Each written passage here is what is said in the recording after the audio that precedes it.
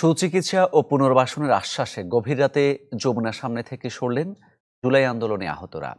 এর আগে ব্যারিকেড ভেঙে মিন্টো রোডে প্রধান উপদেষ্টার বাসভবনের সামনে অবস্থান নেন তারা।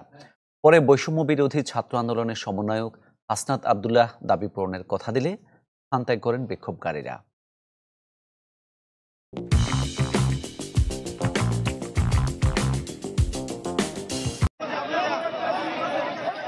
রোববার সন্ধ্যা থেকে উন্নত চিকিৎসা ও পুনর্বাসন সহ বেশ কয়েকটি দাবি নিয়ে পরিবাগ মোড়ে অবস্থান নেন জুলাই আন্দোলনে আহতরা।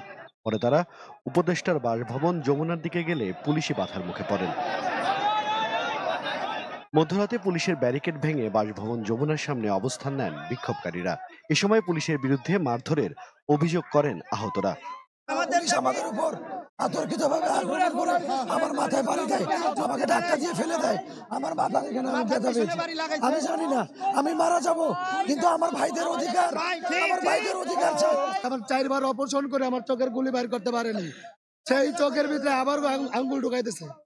বিক্ষোভকারীদের শান্ত করতে রাত 12:15টার দিকে সেখানে যান বৈষম্য বিরোধী ছাত্র আন্দোলনের আহ্বায়ক হাসনাত আবদুল্লাহ। পড়েন আন্দোলনকারীদের তোপের মুখে।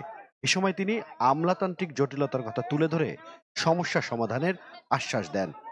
এখানে আমলাতান্ত্রিক একটা জটিলতা, এখানের যে আমলারা আছে ওই আমলারা তো বিপ্লবকে এরা মানেই না।